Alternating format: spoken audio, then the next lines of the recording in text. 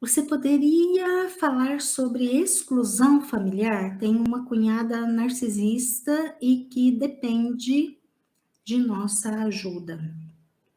Olha, uma exclusão, ela vai acontecer sempre que houver uma desordem em relação às 3 leis da ordem do amor.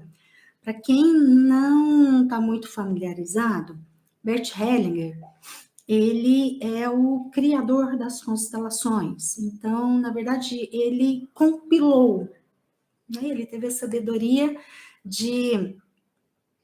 Na verdade, ele foi um grande estudioso e uma sabedoria impressionante, porque ele soube, através daquilo que ele foi estudando, das teorias que já existiam na época, através daquilo que no trabalho dele ele foi percebendo nas pessoas, nos campos familiares.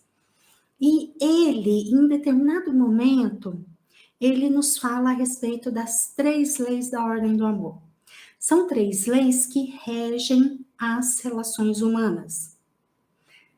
Não são leis visíveis, tá? É tipo a gravidade, sabe? Tem gente que é meio do contra e fala assim: eu não acredito nesse negócio, não, eu não tô vendo. Ok. Mas a lei da gravidade nos diz que se eu soltar esse controle, ele vai cair, vai ao chão, com uma determinada força. E qualquer pessoa com um discernimento mínimo sabe disso, mas eu tô vendo essa lei atuando? Não. As 3 leis da ordem do amor é do mesmo jeito. Se a gente parar um pouquinho para pensar, nossa, Inês, é desse jeito lá em casa? Nossa, Inês, eu tenho uma amiga que ela passa por isso. Não é nada muito diferente daquilo que a gente já percebe, mas Bert Hellinger sistematizou, ele colocou no formato de leis, ele colocou de definição, né, no formato de definição, e então ficou mais fácil para a gente entender. Essas 3 leis são a lei da hierarquia, a lei do pertencimento e a lei do equilíbrio nas trocas. Então, toda vez que uma dessas 3 leis for desrespeitada, isso será uma exclusão, isso será uma desordem e, portanto, será uma exclusão. Algo ou alguém fica excluído, tá? Quando eu falo isso é porque nem sempre é uma pessoa. Algumas vezes é algo. Por exemplo, a minha mãe perdeu um filho antes de mim, mas a minha mãe sempre falou desse irmão, Inês. Então, ele não ficou excluído, porque a gente sabia desse irmão, ele era lembrado no aniversário dele, ou, enfim, em alguns momentos. Mas então, a hora que a gente vai fazer uma constelação, talvez tenha ficado ali excluída a dor da sua mãe. Talvez ela já tinha ali tantos filhos e tinha que trabalhar, era tanta coisa para ela cuidar que ela nem se permitiu o tempo de chorar a perda daquele filho.